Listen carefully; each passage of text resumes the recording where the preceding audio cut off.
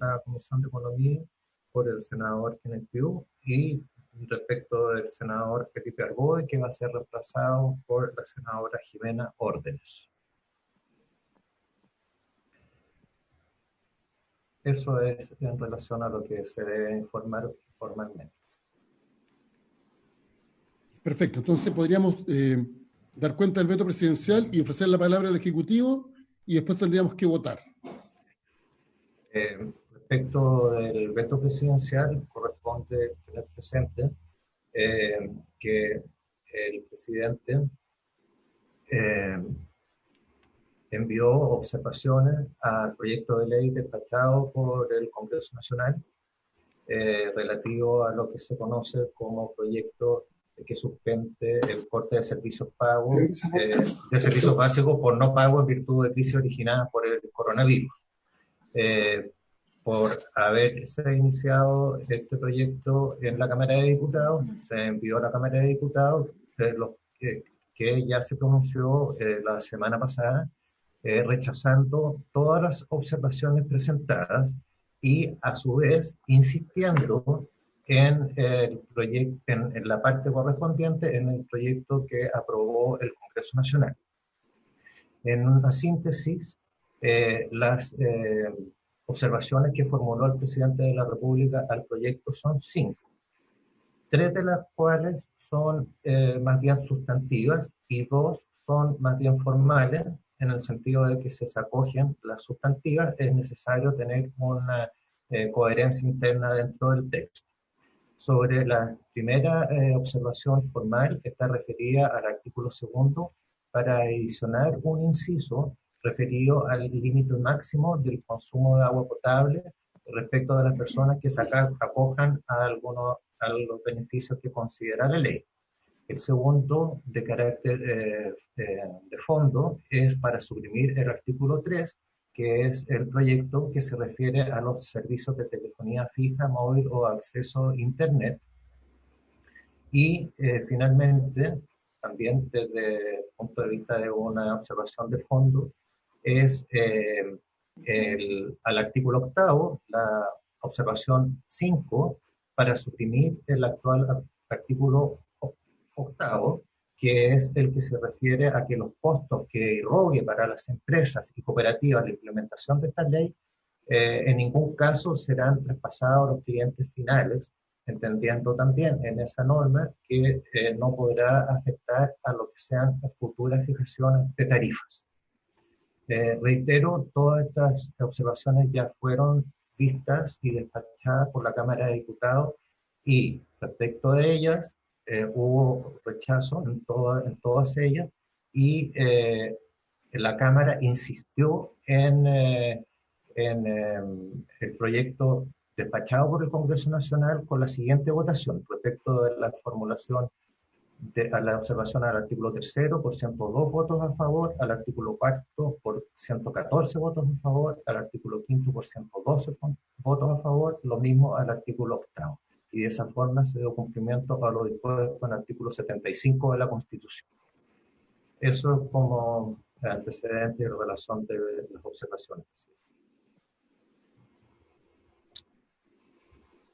Pero yo tengo una duda, porque entiendo que dentro de los votos, perdón, dentro del veto supresivo, hay 2 de fondo y hay otras 2 de forma, ¿no? Yo entiendo que son más bien 3 de fondo. La primera de ellas es respecto a fijar un límite en cuanto a el consumo de agua potable. Sí, pero que fue un supresivo. Supresivo. Ah, bueno, no, claro, ese es aditivo, tiene razón. Ese es aditivo. Lo que pasa es que aditivo no existe la norma de la insistencia de los 2/3. El aditivo se aprueba, sí. Se aprueba. Por eso que no hay insistencia respecto a ese artículo, porque esa observación está referida al artículo. Entiendo que hay dos de fondo, que son la supresión del artículo 3 y del artículo 8. Así es. Los 2 son para reemplazar el orden de la numeración, ¿no? Exacto, en el evento en que sean acogidos para la correspondiente coherencia interna. Digo esto porque habría que votarlos juntos. O sea, si se acoge uno, se debe acoger con el que cambia la numeración. Si se rechaza, debería ser, porque si no va a quedar incoherente. O sea, creo que hay que agruparlos. Perfecto.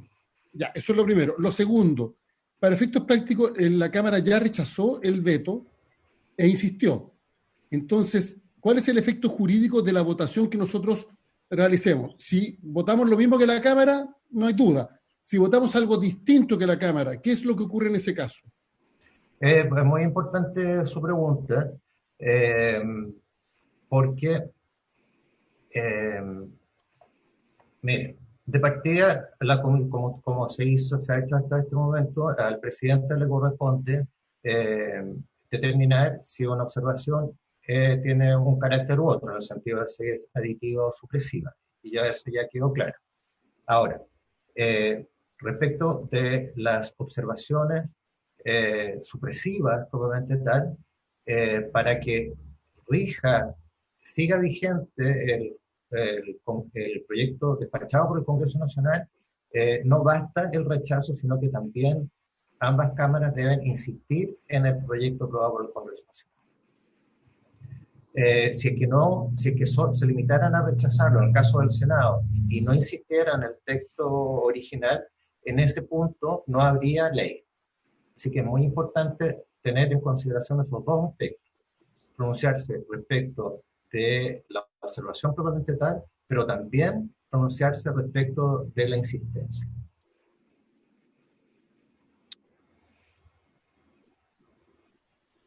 En el caso de la observación aditiva, la que mencionamos del agua potable, Eh, obviamente que si no fue aprobada por la Cámara y, y, en ese sentido está rechazada, no, no saca, si el Senado la aprueba, igual sí está rechazada.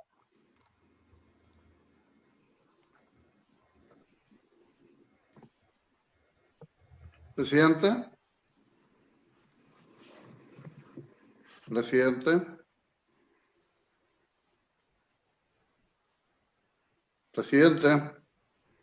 Escucha el presidente.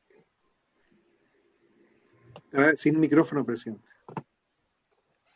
Decía que yo había dicho esto para que tengamos conciencia de lo que vamos a votar, el efecto de lo que vamos a votar. Senador Durán, tiene la palabra. Quería hacer la consulta con respecto a lo que indicó el señor secretario de la comisión, con respecto al rechazo del primer artículo, el segundo, de los 15 metros cúbicos.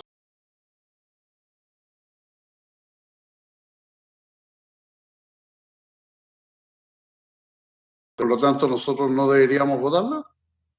No, o sea, igualmente el Senado le corresponde pronunciarse, pero por ejemplo, si que llegaran a aprobar, eso no sería suficiente para acoger el veto del presidente. Ya, ok, porque hubo parlamentarios que efectivamente votamos en la comisión mixta y en todo el proyecto votamos por los 15 metros cúbicos de agua, a favor. Por lo tanto, pero no incide finalmente en el No, resultado. o sea, tratándose de este tipo de veto, que es de carácter aditivo, para que se acoja, tiene que ser aprobado tanto por el Senado como por la Cámara. Y ahí con respecto a los otros dos, ¿qué relación tiene con los que son supresivos? Desde el punto de vista reglamentario y legal. Sí, el tratamiento es distinto y esta situación es bien particular porque no siempre un proyecto es observado por el presidente de la República. Por ejemplo, tratándose de observaciones supresivas, que es el caso, y vamos teniendo presente lo que ya ocurrió, en el sentido de que la Cámara en primer trámite rechazó e insistió, el Senado puede, por ejemplo, rechazar, pero si no insiste, no hay ley en ese punto. Si el Senado rechaza e insiste, eh, rige el proyecto despachado originalmente por el Congreso. Gracias.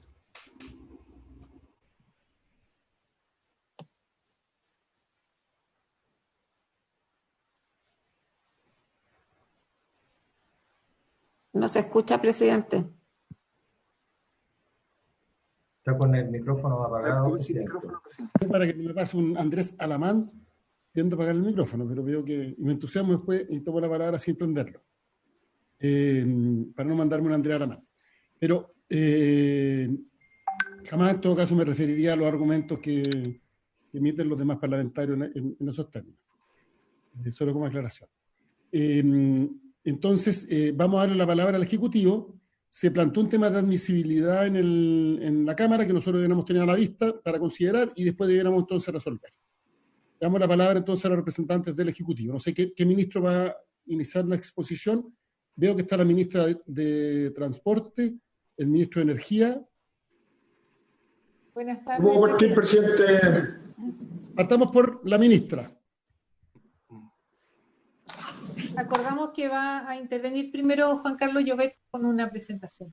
Perfecto. Entonces partimos por el ministro Llobet. Muchas gracias. Adelante, Juan Carlos. Presidente. Senadora Rincón. Sí, sería bueno que, estoy entendiendo lo que dice la ministra Hood, que el Ejecutivo explique el contenido del veto y las razones del veto. Perfecto. Su contenido y razones. El ministro Llobet tiene la palabra. Sí, gracias, presidente. Bueno, saludo a todas las senadoras, a los senadores. Me da gusto verlos, espero estén todos bien. Y a todo el resto de los participantes de la comisión. Bueno, primero, presidente, es muy obvio que estamos en un momento muy, muy difícil. Y hace muchos meses que venimos trabajando juntos en ver cómo ayudamos a las personas en este frente a superar los problemas que tienen, a mantener el suministro de los servicios básicos y yo creo que tenemos todo un propósito común en esto, ¿no? Yo creo que esta discusión del veto ha sido una discusión difícil porque en estos momentos en que estamos siento que esta discusión ha sido una fuente de incertidumbre y de confusión para las personas, ¿no? Que viene como a agravar el problema de fondo, que es el problema del acceso a los servicios básicos. Muchas de las personas que legítimamente han criticado el veto han hecho ver o han intentado transmitir una idea que yo humildemente quiero decir con mucha fuerza, sin embargo, que no es cierta. Y es que el gobierno estaría a favor de que a las personas les corten el suministro de servicios básicos o a favor de que la gente no tenga beneficios. Y yo creo que es bueno que tengamos esta discusión en términos transparentes y claros para la ciudadanía. El gobierno, y yo creo que en eso estamos todos de acuerdo, todos lo sabemos, desde el primer día, desde el 27 de marzo, que lanzamos un plan de ayuda en este tema, que puso una solución sobre la mesa. Que después, cuando hablemos del veto y de su contenido, podremos discutir qué imperfecciones tenía y cómo evolucionó a lo largo del tiempo. Pero lo cierto es que desde el 27 de marzo a nadie le han cortado el suministro de servicios básicos, ni en agua, ni en luz o electricidad, tampoco en gas de red. Y desde esa fecha, que un enorme número de personas han tenido acceso a planes solidarios en telecomunicaciones. Entonces, lo primero que quiero hacer humildemente es una sugerencia de que en las horas que quedan de esta discusión, que entiendo se va a votar mañana en la sala del Senado, no hagamos de esta discusión una fuente adicional de confusión para las personas, porque las personas, a veces a mí me han preguntado, ministro, entonces el veto hace que me van a cortar los servicios. Nada de eso está en discusión, presidente. Y en eso quiero ser muy enfático. A nadie le han cortado la luz, y yo hago mención expresa a la luz porque tiene, obviamente, dependencia más directa de mi ministerio, pero también pasa eso en el agua, en gas de red. A nadie le han cortado los servicios básicos desde el 27 de marzo, hace exactamente 4 meses atrás que esa solución está sobre la mesa. A nadie le han cortado los servicios básicos y desde esa fecha que las personas han podido reprogramar sus cuentas cuando no han podido pagar. Entonces, solamente quiero humildemente proponer que no le demos a esta discusión un carácter que honestamente no tiene, ¿no? Está en discusión cuál es la forma que acordemos democráticamente darle a estas soluciones, si le vamos a dar rango legal como propone el proyecto de ley y si lo hacemos así, de qué manera, pero no está en discusión que a nadie le van a cortar los servicios, que la gente va a tener acceso a los beneficios que se están entregando hace 4 meses ya y de que todos, el Congreso y el Ejecutivo, compartimos el mismo propósito, que es ayudar a que las personas mantengan el suministro de servicios básicos. Entonces, ¿cuál es la discusión que estamos teniendo entonces si no estamos teniendo una discusión respecto de cuáles son los beneficios y cuál es el propósito que queremos cumplir? La discusión que estamos teniendo, presidente, es una discusión que tiene que ver más bien con la forma de entregar estos beneficios. Y cuando digo que es una discusión respecto de la forma de entregar los beneficios, que no se me malentienda, no estoy diciendo que la forma no es importante. De hecho, vaya que hemos maltratado las formas de hacer las cosas, siento yo, en los últimos meses. Y las formas son esenciales en una democracia, porque son las que nos permiten saber cuáles son las reglas del juego con las que vamos a jugar el partido y con las que vamos a ir resolviendo nuestras legítimas diferencias. Entonces, es una discusión respecto de cómo entregamos estos beneficios y creo que tenemos que circunscribirla, sugiero, a eso, presidente. Entonces, para situar el veto, y voy a ir al contenido en un momento, quiero hacer un poco de historia, brevemente. Nosotros, como decía, el 27 de marzo, hace 4 meses atrás, y en gran medida por la demanda que nos llegaba directo de las personas, pero en gran medida también por las conversaciones que tuvimos con muchos parlamentarios, diputados de la Comisión de Economía y muchos senadores y senadoras de esta comisión y que no están en esta comisión, nosotros avanzamos muy decididamente para tratar de resolver este problema. De hecho, la Comisión de Economía de la Cámara, que fue donde partió primero al menos esta discusión, o al menos donde yo participé primero, el presidente pidió expresamente un informe a la biblioteca del Congreso para ver cómo habían resuelto este problema en otros países. Y el informe que entregó la biblioteca decía que en la mayoría de los países que se habían visto, en todos de los que estaban en esa lista al menos, este problema se había resuelto por la vía administrativa. Y por una razón, la principal, que es muy obvia, y es que la vía administrativa, que tiene desventaja respecto de la vía legal en algunas cosas, tiene una ventaja, entre otras, y es que es más rápida.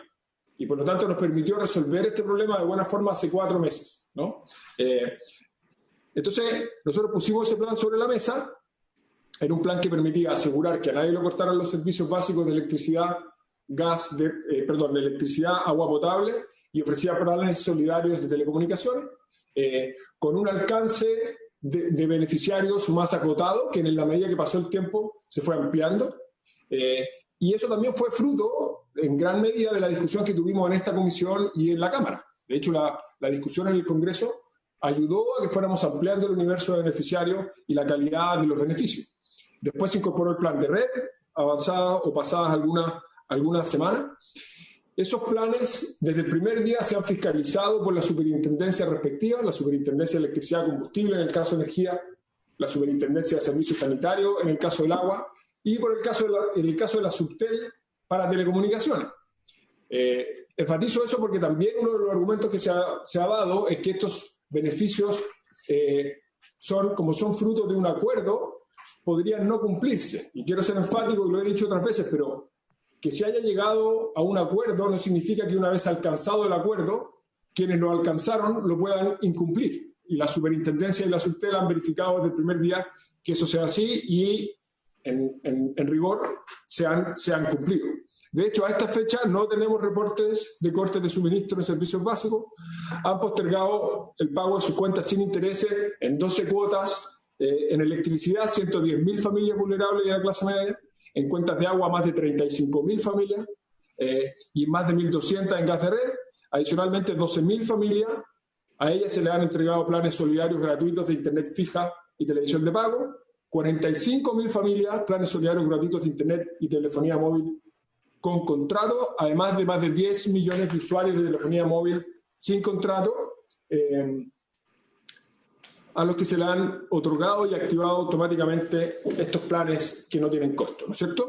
En suma, se han otorgado beneficios a más de 11 millones de beneficiarios, o se han entregado más de 11 millones de beneficios en todos los sectores. Y todo este plan no tiene costo para las personas. No tiene costo directo cuando lo reciben y tampoco va a tener costo en el futuro, en las futuras fijaciones tarifarias, por razones que podemos profundizar después, pero que en esencia tienen que ver primero con la manifestación expresa de las compañías de que ellas van a asumir los costos de estos beneficios y segundo, en el caso de los servicios que tienen tarificaciones definidas con procesos que están establecidos en la ley, como agua y electricidad, En ambos casos, las fijaciones tarifarias se hacen por la vía de establecer la estructura de costos de una empresa eficiente y no se consideran los costos específicos de eventos puntuales en el tiempo. Por lo tanto, estos son beneficios gratuitos, fiscalizables por las entidades correspondientes y que no van a tener costo ahora ni en tarifas futuras para los beneficiarios. Entonces, el propósito esencial que todos perseguimos se ha cumplido, se está cumpliendo y nosotros nos hemos asegurado desde el primer día y vamos a seguir asegurándonos de que se siga cumpliendo. Ahora, como sabemos, desde hace algunos meses ya se inició una tramitación en el Congreso de diversos proyectos de ley que tras la comisión mixta resultaron en el proyecto que estamos discutiendo, que lo que buscaban era darle rango legal a estos beneficios y que también, seamos justos, durante la discusión permitió ir ampliando el universo y la calidad de los beneficios y el universo de beneficiarios. De hecho, el plan original tenía un foco principal en el 40% más vulnerable y en parte importante, gracias a la discusión en esta comisión y en la Cámara de Diputados, lo ampliamos al 60% y otros segmentos vulnerables. Entonces, esa discusión no solamente ha ayudado a que estemos a pocos días, digamos, de darle rango legal a estos beneficios, sino que también ha ido permitiendo ampliar la calidad de los beneficios y el universo de beneficiarios. Nosotros como gobierno lo que queremos, presidente, es promulgar esta ley. Y lo digo porque la palabra veto tiene una connotación un poco severa, un poco dura. Y cuando la gente dice el gobierno está vetando el proyecto de ley de servicios básicos, algunos oyen o escuchan que nosotros estamos en contra de la ley. Nosotros queremos promulgar esta ley y queremos hacerle algunos ajustes, las observaciones que vamos a discutir, que lo que permiten es que se promulgue de buena manera, no abrir espacio a posibles recursos de inaplicabilidad que pueden afectar la ejecución de la ley y la entrega de los beneficios, y evitar el riesgo de que el Estado pueda ser pueda ser receptor de demandas, ser demandado por los privados si es que esto se hace por ley. Entonces, ¿qué es lo que estamos tratando de hacer en lo concreto, presidente? Primero, el artículo 1 de la ley, que como ustedes recordarán, establece el principal beneficio de esta ley, que de hecho es el beneficio que le da el nombre, ¿no? Así que es impedir el corte de servicios básicos. El artículo 1 que establece ese beneficio y lo establece de manera universal, ¿no es cierto?, sin focalización. Ese artículo no se modifica con estas observaciones del presidente de la República. Entonces, eso es lo primero que quiero enfatizar. Nosotros no queremos modificar ese beneficio, entendemos que el beneficio principal y la primera motivación de este proyecto de ley no lo queremos modificar. El artículo 2 es el artículo donde se establece el beneficio que permite pagar, prorratear, esa es la expresión que hemos usado durante la tramitación, prorratear los saldos pendientes de las cuentas de los servicios básicos en 12 cuotas sin intereses a ser pagados después de cumplido el plazo de 90 días que se establece en la ley. Nosotros estamos de acuerdo con ese artículo también. Simplemente estamos proponiendo, y el ministro Moreno de Obras Públicas puede profundizar en esto después, que se incorpore, y este es el veto aditivo al que hacía mención el secretario Pedro al principio, que se reincorpore el límite de 15 metros cúbicos, digo, se reincorpore no porque haya estado originalmente, sino que porque se discutió en versiones intermedias que vimos durante la tramitación, el límite de 15 metros cúbicos, pero ojo, y quiero ser enfático en esto, el límite de 15 metros cúbicos no tiene ninguna relación con el beneficio del artículo 1. O sea, si esto se hubiera aprobado en la Cámara y se aprobara en la versión final, las personas pueden consumir cualquier volumen de agua potable sin correr el riesgo del corte de suministro. ¿No es cierto? Lo único que haría este límite es que el monto de la cuenta que se podría prorratear en 12 cuotas sin intereses sería el equivalente a 15 metros cúbicos y, como propusieron algunos parlamentarios durante la tramitación, ese límite, dado que las familias más grandes naturalmente consumen más agua, ese límite se aumentaría para familias que tengan más de 4 integrantes. Entonces, y eso obviamente el contexto, como discutimos durante la tramitación, es que estamos, a pesar de las lluvias de las últimas semanas, estamos todavía en un escenario de sequía muy profunda y el límite de 15 metros cúbicos, de hecho, si no me equivoco, perdón, está establecido o recomendado por la OMS, o sea, es un límite muy razonable. Después, presidente, en el artículo 3 se establecen los beneficios o los planes solidarios gratuitos de telecomunicaciones. La ministra Hutt puede profundizar en eso después, pero en buena parte gracias a la conversación que se tuvo en la comisión en esta propia comisión en el Senado, si no recuerdo mal, la ministra Hutt logró que las compañías ampliaran los planes, la cobertura de los planes, las velocidades de navegación, etcétera, para que fueran exactamente iguales a los que están establecidos en el artículo 3, ¿no? Y por lo tanto la ministra Hutt ya tiene cartas por escrito que ya son fiscalizables por la Subtel, con las compañías comprometiéndose a entregar formalmente estos planes al 60% más vulnerable, cosa que ya están haciendo hace algunas semanas. Entonces lo que nosotros estamos proponiendo con esta observación es suprimir el artículo 3. ¿Por qué, presidente? La razón principal es cuando en nuestro ordenamiento jurídico está muy claro, y esto está muy claro no solamente en el ordenamiento jurídico que tenemos vigente hoy día, sino que en nuestra historia legal desde nuestra primera Constitución, y cuando uno mira la experiencia comparada, este es un principio que está establecido en todas las constituciones que nosotros revisamos, es que si el Estado impone o dispone de un bien de un privado, en este caso imponiéndole la obligación de entregar un beneficio en forma gratuita, la contrapartida de eso es que tiene que haber una compensación por el costo que eso tiene. Y al hacerlo por ley, sin establecer una compensación, se está pasando a llevar ese principio. Lo que queremos hacer es evitar que pasemos a llevar ese principio sin afectar los beneficios a las personas, porque como digo, estos planes en las mismas condiciones están ofrecidos por las compañías para el 60% más vulnerable de la población. El Ministerio de Transporte y Telecomunicaciones en su momento hizo estimaciones de cuál podría ser el costo que tendría para las compañías eventualmente proveer estos servicios, que podría ser una estimación de las eventuales demandas de las que podría ser sujeto el Estado en el futuro, y son montos que podrían ser muy cuantiosos, y que, ojo, no solamente la podrían demandar al Estado las compañías, porque alguien podría razonablemente decir cómo podría la administración de una compañía que ofreció entregar esto voluntariamente demandar al Estado al habérselo impuesto por ley. También son demandas que podrían iniciar los accionistas de estas compañías. Muchas de estas compañías tienen accionistas minoritarios que podrían iniciar esas demandas también contra el Estado. Entonces, esta observación lo que busca es, sin afectar los beneficios para las personas, cuidar ese precepto jurídico y proteger al Estado de eventuales demandas en el futuro. Las dos observaciones siguientes, presidente, como usted bien decía, son simplemente formales y lo que buscan es lograr que el texto de aprobarse la indicación anterior, esto es suprimirse el artículo 3, hacer que el texto quede escrito de manera coherente con esa modificación, pero no tienen impactos de fondo importantes. Y la última observación, presidente, es al artículo 8. El artículo 8 lo que establece es un objetivo que todos nos hemos propuesto desde el primer día, es que los costos que irrogue para las empresas la implementación de esta ley no sea traspasado a los clientes finales, ¿no? Aquí el problema que tenemos de nuevo con el Estado de Derecho es que le imponemos una carga a las compañías, pero evitamos o suprimimos o le ponemos una camisa de fuerza al mecanismo institucional que está considerado para hacerse cargo de esa carga, llamémoslo así, ¿no? Que son los que están expresamente mencionados en los incisos siguientes del artículo 8, donde se hace mención expresa a las legislaciones de cada uno de los sectores. Aquí la explicación en esencia es equivalente a la del artículo 3.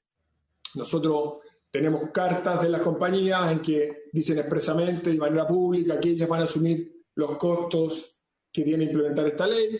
Y además, como decía al principio, los procesos de fijación tarifaria de los sectores donde hay precios definidos con procesos establecidos en la ley, que son agua y electricidad, son procesos de fijación que se basan en la empresa eficiente y por lo tanto no consideran los costos específicos de una empresa en un momento determinado. Por lo tanto, ese proceso tampoco incorporaría esos costos en el futuro. Por lo tanto, esto nos permite de nuevo resguardar la institucionalidad, cuidar el Estado de Derecho, sin afectar a los clientes, sin quitarles beneficios y sin exponer eventuales demandas en el futuro. Ese es el resumen, presidente.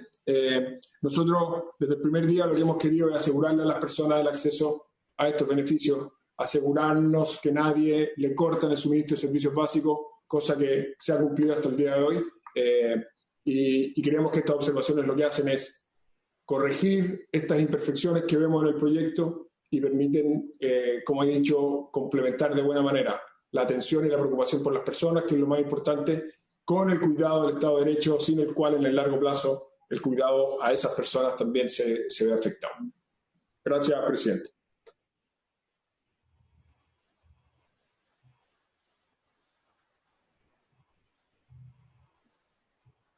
Presidente. Sí, aquí estamos. ¿Alguna pregunta?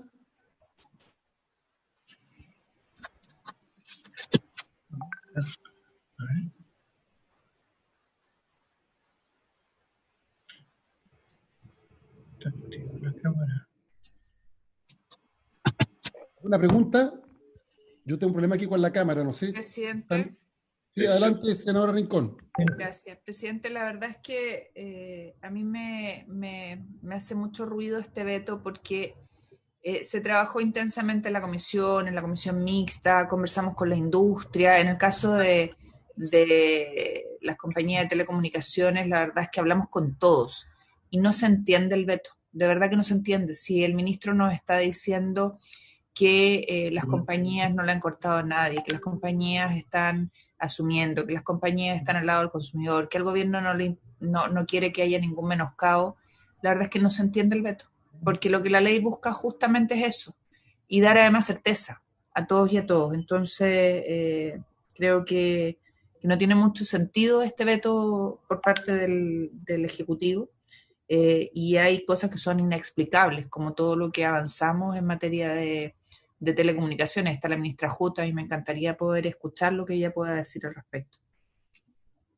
Presidente. Senadora Órdenes. Gracias, presidente. Saludar a los ministros, a los colegas y a la secretaría presente en la comisión hoy día. Yo primero quería hacer una propuesta, quizás escuchar al Ejecutivo y de ahí hacer una ronda con las preguntas y las consultas que tengamos, pero quiero adelantar que en mi caso también me sorprendió el veto presidencial, porque lo que queríamos hacer y siempre se instaló. Una cosa es un acuerdo que se anunció en marzo de este año, a fines de este año, entre el Ejecutivo y las empresas de servicios básicos, pero evidentemente no es suficiente. Como tenemos una real observancia de que esos acuerdos se cumplan y por eso nuestro interés en dejarlo regulado estrictamente en un proyecto de ley para garantizar el cumplimiento de una ley, más allá de un acuerdo. El acuerdo, la verdad que conocimos que existió una reunión, pero yo nunca he tenido la certeza si ese acuerdo está firmado, existe algo mínimo, porque no hay un decreto supremo, no hay un reglamento al respecto. Y por lo tanto creo que eso le resta seriedad a lo que puede ser un acuerdo bien intencionado. Nosotros además mejoramos este acuerdo y coincido con la senadora Rincón que respecto al tema de telecomunicaciones lo trabajamos directamente porque fue el único ministerio que trabajó, yo diría, con mayor interés y no en la lógica de brazos caídos con la comisión, pero sorprende que los vetos que son efectivamente para suprimir esos artículos son los acuerdos alcanzados en materia de telecomunicaciones, donde incluso a través de una indicación que hicimos con la senadora Proboste, era también dar una salida a aquellos estudiantes que hoy día tienen limitaciones para acceder a su estudio, por el tema de la brecha digital. Yo solo quiero hacer esos alcances, quería proponer que escuchemos a los ministros, hacemos una ronda y obviamente tendremos que votar, pero creo que cuando el gobierno no se involucra, efectivamente terminamos en figuras como esta, porque yo escucho al ministro Llobet y claro, al final el tema es si no se independiente de los resultados, pero lo que se está diciendo es que se van a aplicar recursos de inaplicabilidad, valga la redundancia, por parte de las empresas. Ahora yo supongo que eso lo tendrían que decir las empresas, no el Ejecutivo. Así que esa es mi palabra. Gracias, presidente. Ofrece la palabra. Ministro, ¿le puedo hacer una pregunta? No sé si el ministro me está escuchando. Claro, no sé a cuál de los tres. Ministro Llobet. Sí, claro. Intervino. ¿Cuáles son las diferencias en el ámbito regulatorio de la regulación de este beneficio entre el acuerdo del gobierno? Vamos a la diferencia sustantiva, estoy hablando, no formales, no que uno está que en un caso se trata un acuerdo y en otro caso se trata una ley, que ese otro debate, sino que respecto del fondo, ¿cuáles son las diferencias entre lo que se establece en esta ley y los acuerdos que ha establecido el gobierno con las empresas? Sí, quizás cada uno de los ministros podemos hacer mención a cada sector en específico.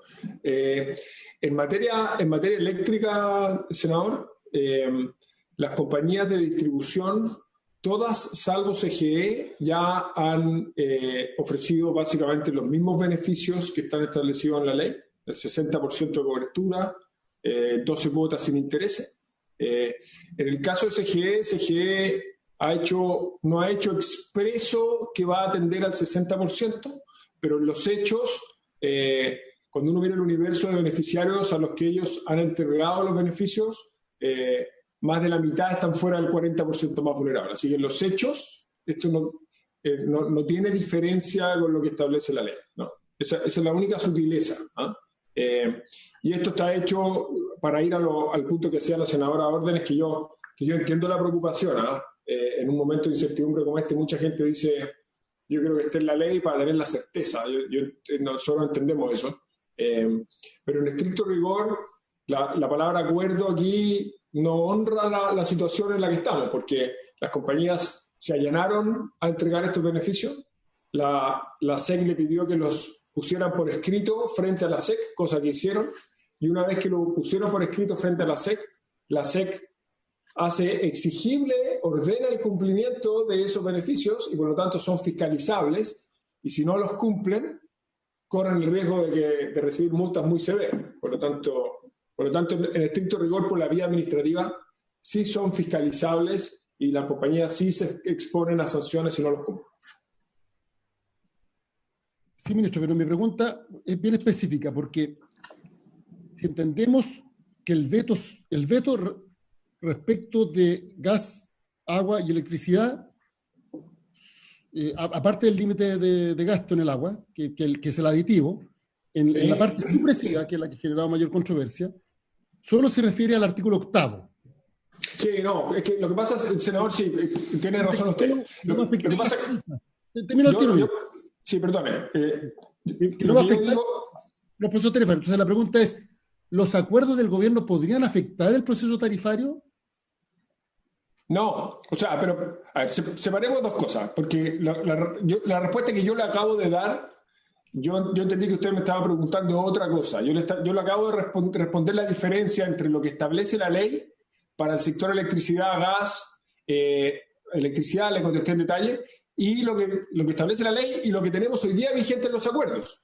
Pero el veto, llamémoslo así, no modifica ni el universo de beneficiarios ni los beneficios en agua y en gas. Por lo tanto, pase lo que pase con el veto, la ley se va a promulgar, el universo de beneficiarios y los beneficios van a ser los que están en la ley, ¿no es cierto? Y por lo tanto no va a tener diferencia en la ley, o sea, va a ser lo de la ley. Entonces va a ser más que lo que hay en los acuerdos, ¿ya? Ahora, la única modificación en esos sectores, aparte de los 15 metros cúbicos, es si se refleja o no se refleja esto en tarifa. Y no se va a reflejar en tarifa, se apruebe el artículo 8 o no se apruebe el artículo 8. Eso es lo que le quiero tratar de transmitir. Hoy día la legislación establece que en un proceso de fijación tarifaria, en electricidad, por ejemplo, se hace a través de una empresa eficiente, y ese proceso de fijación tarifaria no considera los costos específicos en los que incurrió una compañía en un momento determinado. Se establece cuáles son los costos que debe tener una empresa eficiente para operar ese servicio, ¿no? Entonces lo que le quiero decir, no es necesario el artículo 8 para evitar que esto se refleje en tarifa. Esto no se va a reflejar en tarifa y no es necesario el artículo 8 para que eso pase. Ya, pero es que llevado ese argumento a su expresión lógica, puedan cobrar. Parece que hay un micrófono abierto. Bueno, porque el argumento del gobierno es que esto podría generar responsabilidad de parte del Estado, en este caso legislativa. Pero si efectivamente el acuerdo del gobierno coincide con lo que dice la ley, y esto no va a afectar en la tarifa, y el artículo 8 señala que esto no afecta a la tarifa, porque la eventual responsabilidad del Estado, que yo no comparto, pero en la hipótesis que existiera, tiene que ser objetiva, no es y sobre un hecho concreto, no es en abstracto. Y por tanto, si es que el acuerdo es el mismo y no va a afectar a la tarifa, ninguna empresa podría alegar que esta ley la perjudica. Y por tanto, esa demanda, eventualmente pidiendo algún tipo de indemnización, carecería de causa. Presidente, ¿me permite? Sí. Sí. ¿Cómo está, presidente? Y por su intermedio, saludar al resto de los integrantes. Yo creo que la pregunta que usted hace es muy importante. Aquí ha habido un trabajo que ha tenido mucho tiempo de acercamiento, en el cual, a pesar de lo que se habla hoy día, hay mucho acuerdo entre lo que piensa el gobierno y lo que piensa el Congreso. Los beneficios se han ido acercando, el plan que tiene el gobierno y la esencia del proyecto son iguales: eliminar los cortes, pagar en 12 meses, en fin, crear un sistema gratuito para los planes de telecomunicaciones. Posteriormente el Congreso le agregó mayor amplitud en estos beneficios, por ejemplo, que estuviera el gas por red, y eso también se incluyó, digamos, en los servicios que estaban incluidos en el plan que existía. Y lo que se está planteando hoy día es continuar en ese camino, y como usted señala, respecto del artículo 8, los beneficios que se están aceptando son hoy día superiores a los que las compañías tenían. Eso es lo primero que hay que tener en cuenta, ¿no? Por ejemplo, las compañías estaban dando los beneficios para el 40%, la ley plantea el 60%, ¿no? Entonces, ya ahí hay una diferencia. Esto es independiente del tema del agua, ¿no? Hay ciertos casos de personas con problemas que están incluidos en la ley, que no estaban en el programa, digamos, que se estaba aplicando hasta este momento. Lo que señalan las compañías es que ellas están llanas, y así lo han hecho, a ampliar los beneficios a lo que la ley señala. Por lo tanto, los beneficios que ellos van a entregar son los mismos. Y se allanarían, a pesar de que no es lo que estaban entregando hasta ahora, son parecidos, pero se amplían. Sin perjuicio de eso, han señalado taxativamente y se han comprometido y que no van a pedir aumento de tarifa, y por lo tanto, lo que señala el ministro Llobet es cierto. No va a haber ningún aumento de tarifa si es que no está el artículo 8. Pero una cosa es que uno diga, yo me voy a allanar a hacer eso voluntariamente, y otra cosa distinta es que han señalado también expresamente que por supuesto que no están de acuerdo en que haya una ley que les obligue por una ley a pagar esto y a decir que no tienen compensación por eso, porque eso sería un precedente para adelante, ¿no es cierto?, sumamente serio para cualquiera de ellos, ¿cierto? Cualquier dificultad futura, en las circunstancias que fueren, ya sea en situaciones de emergencia o no, el día de mañana podría dictarse una ley en la cual las compañías tendrían que financiar eso y tendrían que pagarlo con su propio patrimonio. Por lo tanto, lo que ellos están diciendo, mire, yo me allano a hacer esto porque lo estoy haciendo y lo amplío a las condiciones que dé y no voy a pedir nada. Pero otra cosa muy distinta es que si usted me lo pone en la ley. Por lo tanto, lo que está señalando el ministro Llobet y lo que está señalando el veto del Ejecutivo es que si se elimina el artículo 8, las consecuencias son exactamente las mismas buscadas por el Congreso. ¿Qué es lo que nos eliminamos? Nos eliminamos la posibilidad de que no solamente las compañías y cualquiera de sus accionistas consideren que el daño causado a los patrimonios de esas compañías fue producto de la ley. Si es producto de una cosa voluntaria como ha sido hasta ahora, naturalmente uno no puede reclamar por una cosa que es voluntaria, pero sí puede reclamar por una cosa que es una imposición de la ley. Ese es el punto que hoy día se está discutiendo. Por lo tanto, yo insisto que esto, lo que estamos buscando y lo que se ha encontrado es exactamente lo mismo. El Ejecutivo está proponiendo que se mantengan todos los beneficios que establece la ley, que además se mantengan por ley, o sea, son obligación. Por eso se está suprimiendo el artículo 8. Y no va a haber, porque hay, tal como lo dice el mensaje del presidente por lo demás, así que está por escrito, en el mensaje del presidente del veto, se señala expresamente que las compañías se han comprometido a no pedir ninguna compensación. Por lo tanto, no va a haber ninguna compensación. Lo único que se está diciendo es, evitemos que el día de mañana tengamos, a causa de esto, un perjuicio respecto del patrimonio del Estado, que es justo lo que no queremos. Lo que queremos es que esto lo tengan, digamos, en el patrimonio de las compañías privadas, que lo paguen ellos, no que lo termine pagando el Estado.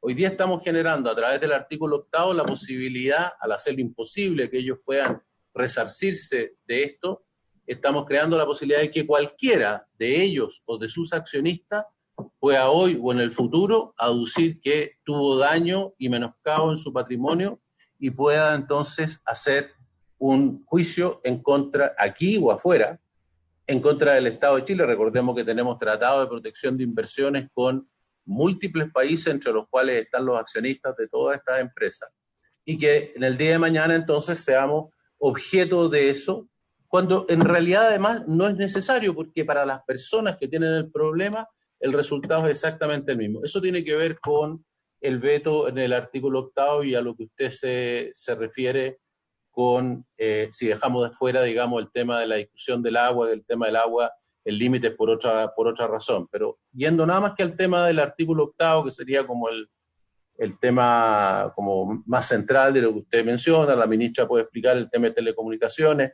y yo podría explicar más en detalle el tema del agua y cuál es la preocupación, que sé que además no es necesario explicarlo mucho, porque incluso usted y varios de los miembros durante la tramitación expresaron la misma preocupación que tiene el Ejecutivo de limitar los beneficios en materia del agua por el momento de sequía en que estamos.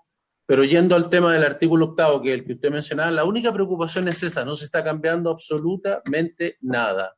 Se está llevando los beneficios que existían al nivel que el Congreso aprobó, que es más alto que el que existía, son de la misma naturaleza, pero más alto. Se está estableciendo por ley y no a través de un acuerdo con las empresas, como aprobó el Congreso. Y lo único que el presidente está proponiendo es que no se haga correr un riesgo al patrimonio estatal sin necesidad, por lo demás, tal como lo dice en su presentación.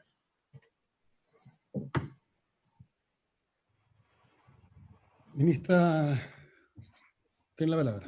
Sí, muchas gracias, presidente. Y saludo a todos los integrantes de la comisión. Yo voy a agregar algunas cosas más, porque en el caso de telecomunicaciones, efectivamente, hicimos un trabajo que a mi juicio funcionó muy bien, de manera muy integrada, y logramos un acuerdo que es el que beneficia más a los usuarios. ¿Por qué avanzamos en esa línea? Primero, porque nos dábamos cuenta que se podía mejorar lo que se estaba proponiendo en el proyecto de ley. Y cada proyecto de ley puede ser ley en algún momento, de manera que siempre desde los ministerios tenemos la obligación de participar en la elaboración de esos proyectos para resguardar el buen desarrollo de los sectores y también el interés de los usuarios. Así que por eso la participación nuestra fue bastante activa. Nos dimos cuenta, además, que los planes propuestos inicialmente, porque este proyecto partió basándose en el acuerdo de marzo, esos planes se podían mejorar, y así ocurrió. De hecho, el proyecto de ley definió condiciones mucho mejores que las que tenía el plan voluntario, el plan solidario inicial. Así que no solo se aumentó la cobertura, sino las prestaciones. Y creemos que el proyecto fue una gran contribución en eso, porque definió otro estándar mucho mejor para entregar este beneficio a las personas. Había, en todo caso, una reserva de constitucionalidad que estaba expresada, y eso es algo que avanza por un canal distinto del contenido mismo de las prestaciones, que fue la la discusión importante que nosotros tuvimos. Cuando uno discute estos temas, y quisiera aclarar a la senadora Órdenes especialmente cómo garantizamos que se cumplen. Todas estas prestaciones se registran como planes comerciales y desde ese registro son fiscalizables completamente igual que cualquiera de los planes de las compañías. Así que no hay un riesgo de no poder controlar la entrega de los beneficios o la calidad de lo que se ha comprometido. Hay una formalidad expresada en una carta de intención de, por un lado, la Asociación de Empresas de Telefonía Móvil y otros directamente desde las empresas, los que no son parte de esa asociación. Así que está suficientemente resguardado que los beneficios se entregan en los mismos términos del proyecto de ley. El veto lo que resguarda en el caso de las telecomunicaciones es, como explicaba el ministro Llobet, el interés del Estado en el sentido de potenciales demandas. Y esto no es antojadizo. Cualquier director de empresa tiene un deber de resguardar el patrimonio de la empresa, o los bienes cuya administración se le encarga. Y desde ese punto de vista, un directorio está obligado a actuar si ve que hay algún elemento de riesgo para la continuidad operacional. Ese riesgo surge objetivamente cuando una ley obliga a disponer de parte de su patrimonio, pero no existe cuando voluntariamente la empresa decide destinar parte de ese patrimonio a dar un beneficio.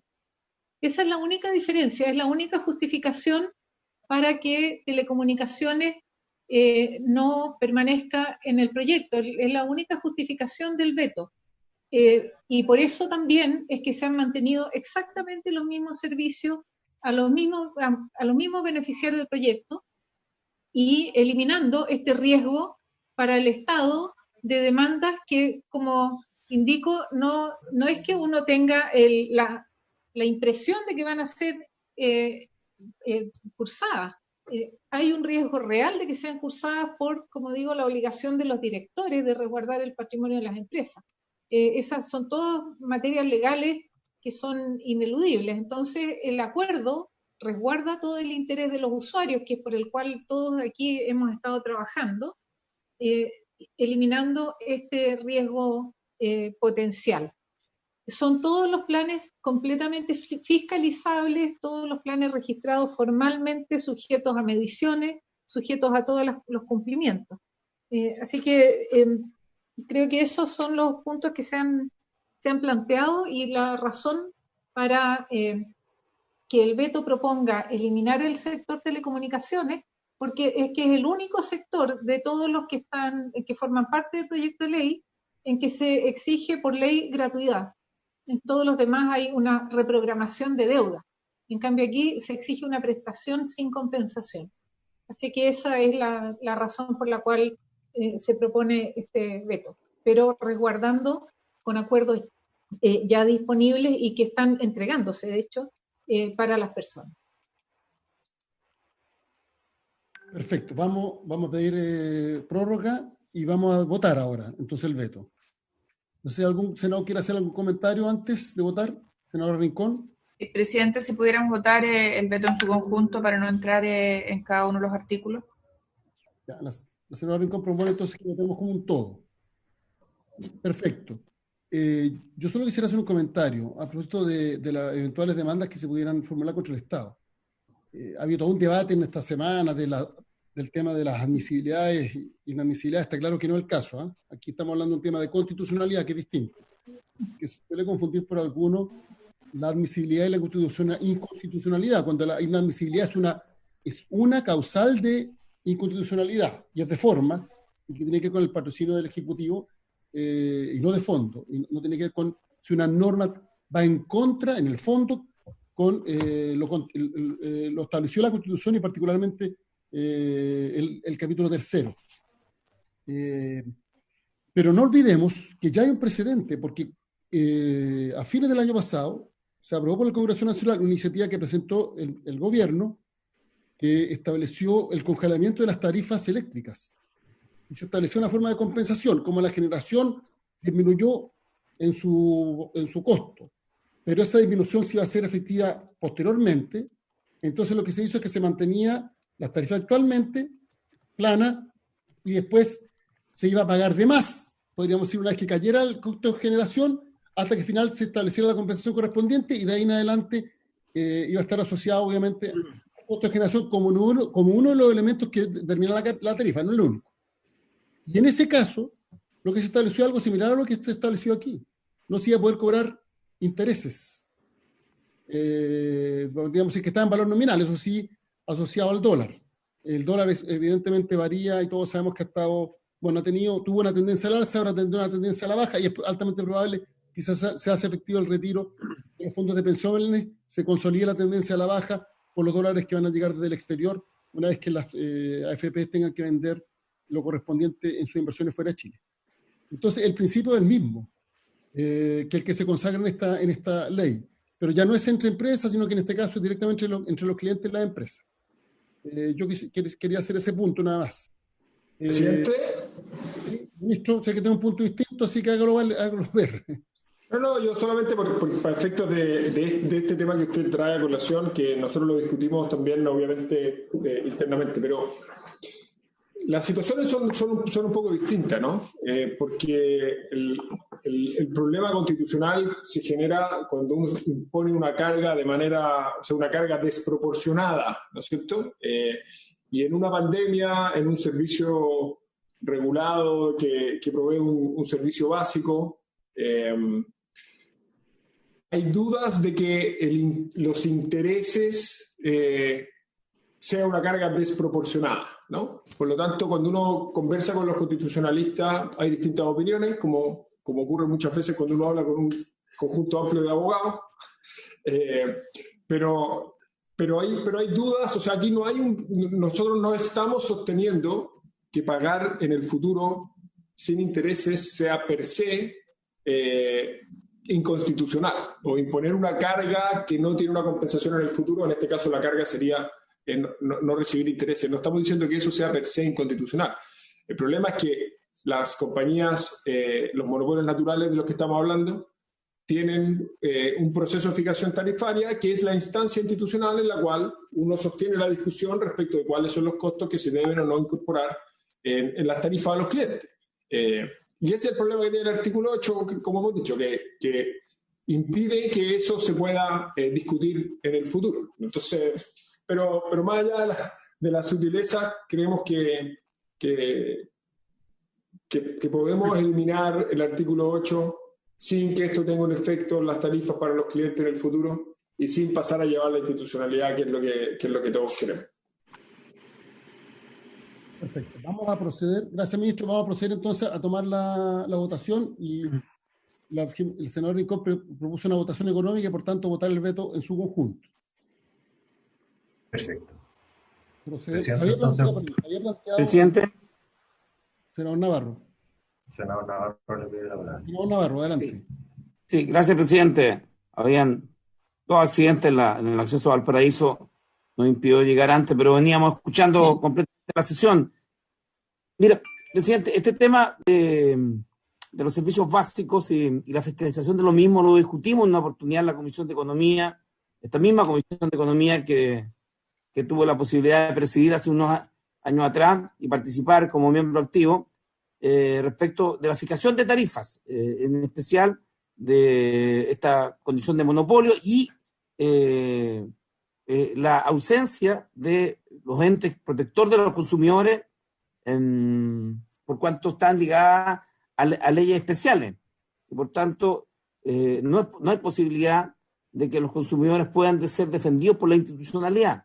Entonces, el temor que manifiesta el ministro en torno a una eventual continuidad del artículo 8 y que pudiera afectar los futuros decretos tarifarios, está claro que en materia del tema eléctrico lo planteó el propio ministro de Energía en la Comisión también de Economía, de que respecto de la distribución seguimos teniendo un monopolio y no se ha intervenido. Esto ha operado una mayor competencia en la generación, pero se mantiene en condiciones monopólicas que dan muy poco espacio para la competencia y particularmente para la defensa de los consumidores. Pero alcanza a quedar claro, presidente, usted lo planteó, coincido con usted, respecto al efecto que debería tener el artículo 8, si esto es exactamente igual, como así lo plantea el ministro, del acuerdo alcanzado con el presidente con las empresas.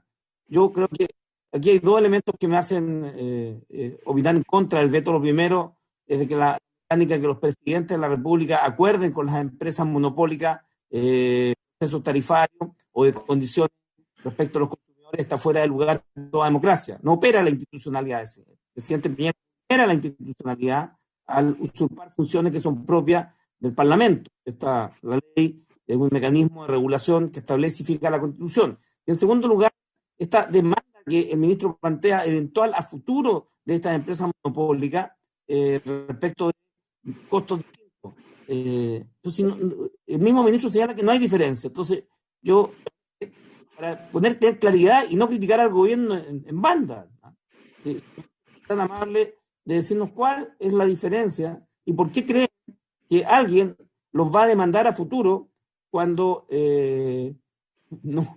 solo la superintendencia, que es del propio gobierno, la superintendencia de electricidad y combustible, la superintendencia de servicios sanitarios, son institucionalidades que están dentro del gobierno, cuyos superintendentes son nombrados por el gobierno, porque todo lo que tenga que ver con consumidores quedó excluido y por lo tanto de iniciativa de los consumidores está vedado por ley, no es posible.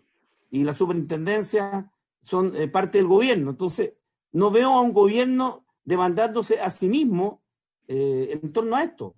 Entonces, uno podría pensar que son acciones civiles de los consumidores en los tribunales. La experiencia ya la tenemos, lo van a remitir a las leyes respectivas. Pero como no son los civiles, sino que la hipótesis que se plantea el ministro es que las empresas monopólicas demanden al gobierno, se me viene la figura de por qué se dicen que el acuerdo es igual al artículo 8 y no van a haber diferencia.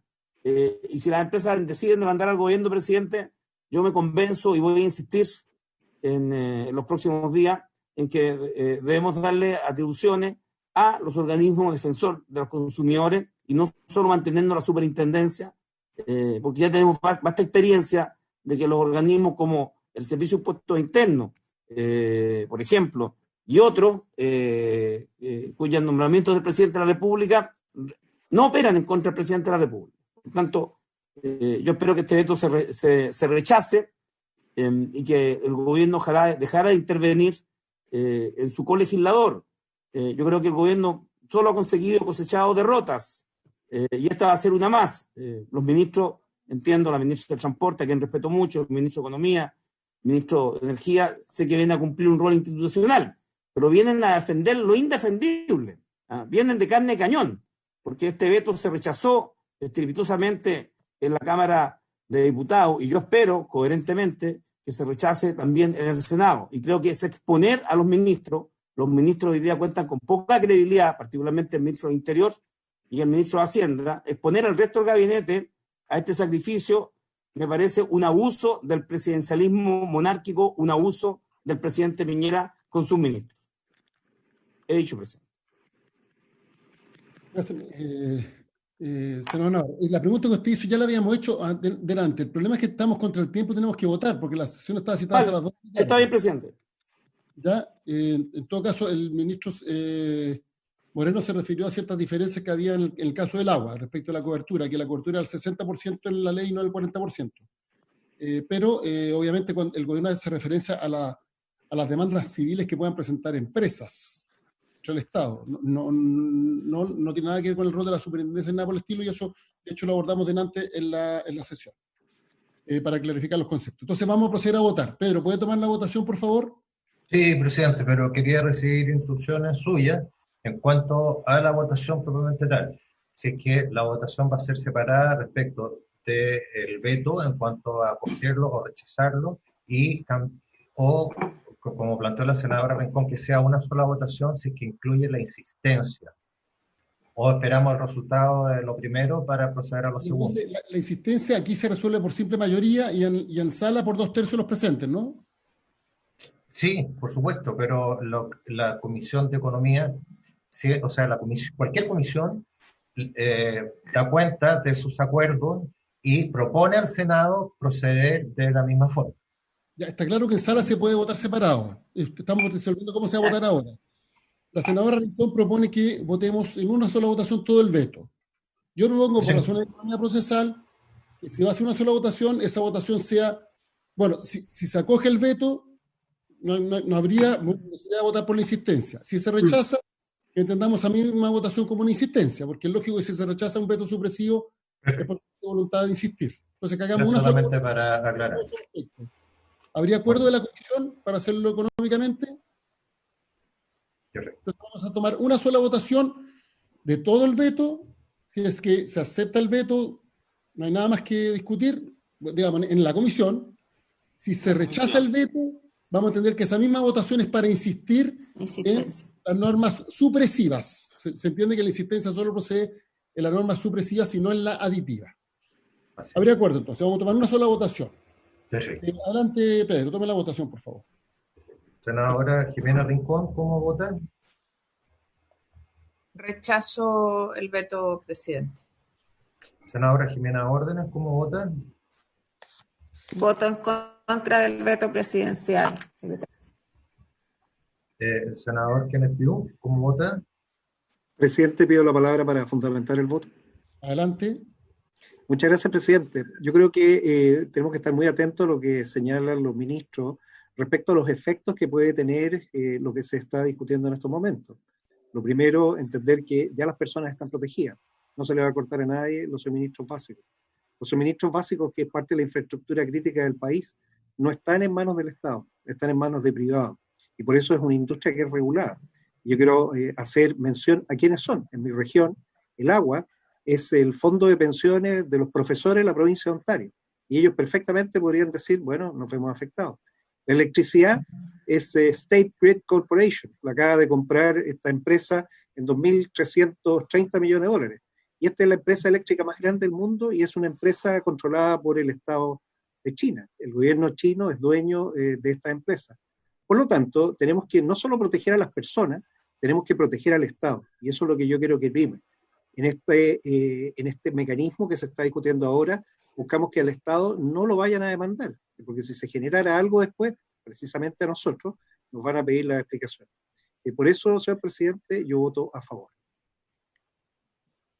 Senador Turana. Voy a justificar mi voto.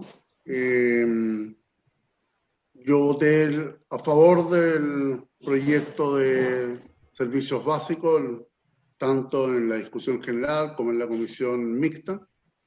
Hoy día entiendo que no se afecta en nada, obviamente, los beneficios que ya están incluidos en esta norma y solamente estamos focalizados básicamente en las indicaciones supresivas, fundamentalmente en relación a los beneficios en materia de telecomunicaciones, dentro de los cuales yo estoy de acuerdo, que dado que se refiere a un sector económico de libre competencia y en donde obviamente rige no en las mismas condiciones como es el agua, la luz y el gas en red. Y también pensando en el deber que nos corresponde sobre la base fundamentalmente de lo que significa la responsabilidad de normas inconstitucionales, como a su vez también frente a posibles opciones de demanda por parte de las empresas privadas y en el cuidado del Estado de Derecho. Yo me voy a abstener en esta votación. Presidente, ¿cómo vota?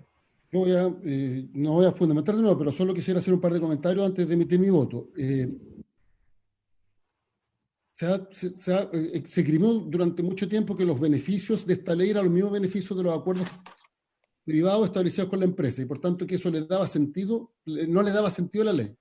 No obstante, en esta misma comisión se ha reconocido que, al menos en materia de la empresa sanitaria, los beneficios de esta ley son más amplios que los de los acuerdos con el gobierno, independientemente de que las empresas tienen voluntad de avanzar en los acuerdos con el gobierno en el mismo marco que la ley. Eso es lo primero. O sea, no hay exactitud. Por eso yo hice la pregunta entre los beneficios establecidos en los acuerdos voluntarios del gobierno con los de la ley.